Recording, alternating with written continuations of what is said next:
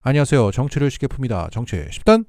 이재명 대통령이 G7에 참석해서 무너진 국격을 회복하고 있는 가운데 국짐들은 김건희를 두고 국모라고 부르며 끊임없이 국격을 무너뜨리고 있습니다. 김건희 입원 사유가 극심한 우울증이고 윤석열이 밤에 병실을 지켰다는 조선일보발 기사가 나왔고 김대식 국힘의원은 이렇게 발언했습니다. 김건희 여사가 입원했다는 소식을 뉴스를 통해 알았다. 얼마나 스트레스를 받았겠나. 한때는 국모였다. 정확한 내막은 잘 모르겠지만 그런 아픔이 있었을 것이다. 여기에 시민들은 이렇게 반응했습니다. 국모? 한때는 주모 아닌가?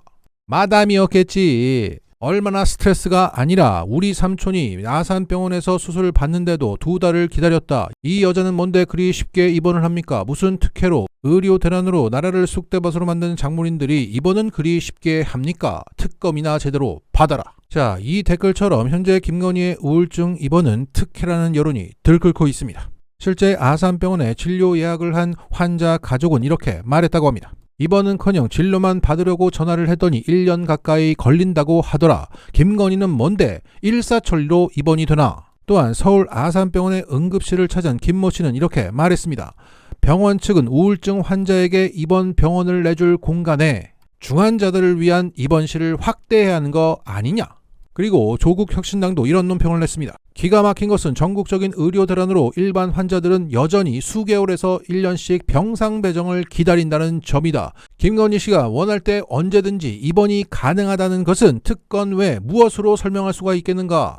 여기에 온라인에서는 서울 아산병원 특혜 의혹을 압수색을 통해서 조사해야 한다. 특검을 앞두고 꼼수 치는 게 뻔히 보인다는 반응 일색입니다. 그리고 박은정 의원은 오늘 방송에 나와서 김건희 수사가 이루어진 때 용산 대통령실의 민정수석과 김건희가 비화폰으로 통화한 것에 대해서 이렇게 일갈했습니다. 검찰청법 8조에 따르면 검찰총장을 지휘할 수 있는 건 오직 법무부 장관이다. 대통령실은 사건과 관련해 어떤 수사 개입이나 이런 것을 해서는 안 된다. 검찰총장이 비밀스럽게 대통령실과 소통했다는 것 자체가 굉장한 문제다. 검찰권 남용 혹은 국기문란 문제로 번질 수 있는 사안이다. 오늘 아침 보도를 보니까 김건희 씨와 민정수석 간의 비화폰 통화도 보도가 됐더라. 수사 대상자인 김건희 씨가 민정수석을 통해서 검찰총장에게 수사 지휘를 한 것이 아닌가 의심이 드는 대목이다. 지 수사를 지가 지휘했다. 예상은 했지만 정말 경천동지할 일입니다. 그리고 박은정 의원은 김건희 특검에 합류한 특검보 중에 김영근 변호사와 박상진 변호사는 능력 있고 믿을 만한 특수통 검사 출신이라고 했고 윤건희한테 당한 게 있어서 더 잘할 것이라고 평가했습니다. 자, 그러면 국격이 돋는 G7 동정을 살펴보겠습니다. G7 정상회의에 참석한 이재명 대통령은 남아프리카 공화국 대통령과 호주 총리와 잇따라 회담을 가지며 정상외교 스타트를 끊었습니다. 여기에 과거 윤석열과 남아공 대통령의 회담 사진이 소환되고 있습니다. 윤석열은 시종일관 쩍벌에 상대를 보지도 않고 시선은 대본에 꽂혀 있었는데 이재명 대통령은 대본 없이 상대와 시종일관 눈을 계속 맞추며 대화를 이어나갔던 것이 큰 대비를 이뤘던 것입니다. 그리고 호주 총리와의 회담을 두고 MBN의 어처구니 없는 오역이 논란이 되고 있습니다. 이재명 대통령은 며칠 전 통화 목소리를 들을 때 생각했던 것보다 훨씬 젊고 미남이시다라고 덕담을 건넸고 여기에 호주 총리는 You are very kind라고 화답했는데 이걸 MBN은 당신 참 착하군요 라고 번역했던 겁니다. 외교에서 참 착하다는 표현은 상대가 만만하다는 의미로 해석될 수 있는 위험한 표현입니다. 초등생도 친절하다고 해석되는 이 카인드를 MBN은 의도적으로 오역했다고 생각합니다. 이어 이재명 대통령은 G7 정상회의 의장국인 캐나다가 주최하는 리셉션과 만찬에 영부인 김혜경 여사와 함께 참석했습니다. 이 리셉션의 드레스 코드는 정장이나 전통 의상이었는데 대부분의 인사들이 정장을 입은 가운데 김혜경 여사가 입은 한복이 유독 눈에 띄었습니다. 사람도 곱고 한복도 곱습니다.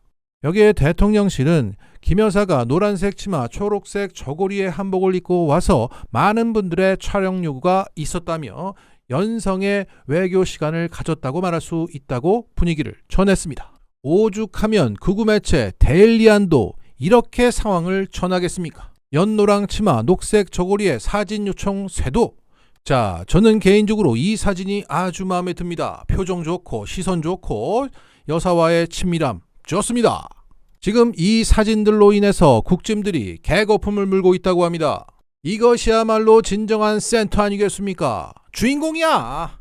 자, 이렇게 한복으로 국격이 회복되는 사이에 트럼프가 중동 상황을 이유로 조기 귀국하겠다는 전격 발표가 나왔고, 트럼프의 관세 폭탄에 공동으로 대응하기로 했던 G7 의장국 캐나다의 계획은 무산되었습니다. 그리고 대한민국, 호주, 우크라이나, 멕시코 등도 회의 기간에 잡아뒀던 트럼프 대통령과의 정상회담 일정이 취소되었습니다. 자, 여기에 우리 대통령실은 이렇게 설명하고 있습니다. 트럼프 대통령이 오늘 갑자기 귀국을 하게 됐기 때문에 내일로 예정되었던 한미 정상회담은 개최하기가 어렵게 됐다. 미국 측으로부터는 이와 같은 상황이 생긴 언저리에 저희에게 양해를 구하는 연락이 왔었다. 결례가 되는 상황은 아니었다. 미국에서도 결정이 급박히 이뤄진 것 같다. 이 대통령 역시 가장 빠르게 재추진하겠다는 보고를 듣고는 그렇게 하라는 취지의 언급을 했다고 합니다.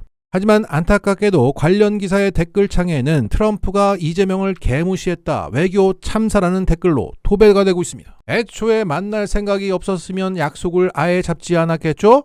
그리고 트럼프 대통령은 지난 2018년 캐나다에서 열린 G7 정상회의에서도 김정은 북한 국무위원장과의 회담을 이유로 조기 출국해서 먼저 회담장을 떠난 바 있습니다. 당시에도 트럼프 대통령은 관세 문제와 관련한 공동성명을 거짓 성명이라고 반대하며 서명을 거부했습니다. 그러니까 관세로 나를 불편하게 만들면 언제든 떠나는 트럼프였습니다. 여기에 워싱턴 포스트는 이렇게 상황을 정리했습니다. 정상회의 주최 측은 중동, 우크라이나 전쟁, 세계 무역에 대한 대화를 이끌어내되 트럼프 대통령의 분노를 불러일으키지 않으려고 시도했다. 하지만 트럼프는 조기 퇴장했고 주최 측은 타격을 입었다고 분석했습니다. 자, G7 국가들, 특히 의장국인 캐나다는 한국, 멕시코까지 초청해서 이 트쪽이를 어르고 달래면서 공동 압박을 해보려 했지만 끝내 실패했던 겁니다. 이런 상황을 두고 우리 탓이다, 그런 지능이니까 이딴 걸 믿는 거 아니겠습니까?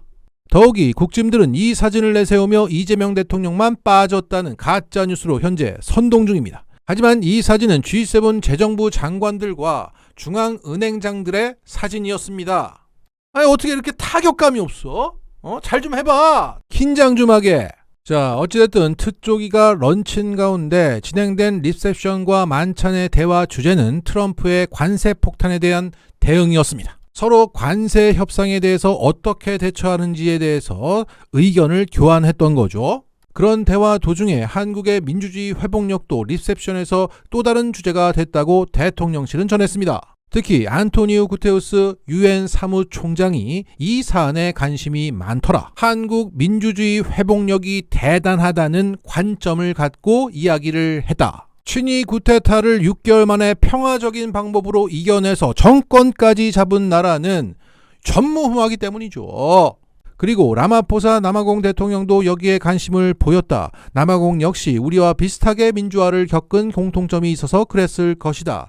이런 대화 과정에서 이 대통령은 고 넬슨 만델라 전 남아공 대통령에 대한 존경심을 이야기했다고 전했습니다. 그리고 오늘도 코스피는 3천에 1.28이 모자랄 정도로 상승했고, 블룸버그는 이 파죽지세를 두고 한국이 선진국 지수 편입을 위한 첫 단계인 관찰 대상국, 즉 워치리스트에 등재될 가능성이 커졌다고 보도했습니다. 한국이 올해는 관찰 대상국의 이름을 올릴 가능성이 예년보다 높아 보인다. 공매도 재개와 원화 거래 시간 연장, 외국인 투자자 등록 요건 개선 등 노력 덕분이라고 평가했습니다. 그리고 글로벌 투자은행 골드만삭스는 이렇게 전망했습니다.